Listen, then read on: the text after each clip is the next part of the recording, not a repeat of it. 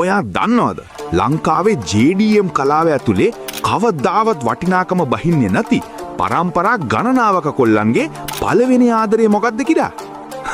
අද අපි කතා කරන්නේ 90 දශකයේ ජපන් ඉංජිනේරු විද්‍යාවේ ආශ්චර්යයක් වෙච්ච Honda Civic EG8 ඒවත් නැත්තම් ෆෙරියෝ එක ගැන.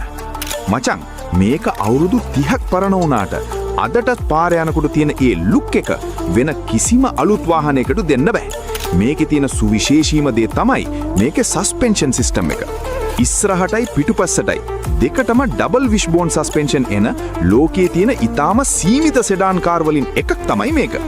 අන්න ඒ නිසා තමයි වංගුවක් ගන්නකොට මේක හරියට ගෝ කාට් එකක් වගේ පාරේ ඇලිලා යන්නේ. මේකේ නියම ගැම්මෙන්නේ ඒ ලෝක ප්‍රකද්ද D15B එන්ජිම.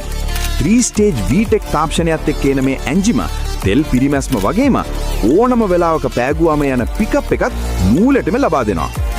RPM 5500 පණිනකොට එන ඒ VTEC කික් එකයි ඒකම එන අමුතුම සද්දය ඇහුණාම ඕනම වාහන පිස්සෙක්ට පිස්සු හැදෙනවා ෂුවර්. අනිත් දේ තමයි මේකේ තියෙන පහත් වෙච්ච බොඩි එක. හෙවත් low center of gravity එක. මේ නිසා high speed යනකොට තියෙන stability එක අති සුපිරි. modify කරන්න ආසයට නම් මේක පාරාදිසියක්. ස්පූන් හරි මුගන් හරි බොඩි කිට් එකක් ගහලා T37 රිම් සෙට් එකක් දාලා පාරට බස්සපු EG8 එකක් කියන්නේ ඕනම කෙනෙක් හැරිලා බලන දර්ශනයක්.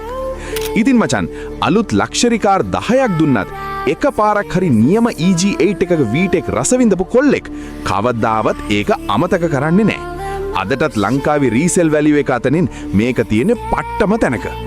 ඔයාලත් මේ EG8 පුරාවෘතියට ආදරේ නම් දැන්ම ලෙජෙන්ඩ් කියලා පල්ලෙහෙන් කමෙන්ට් කරගෙන යමු.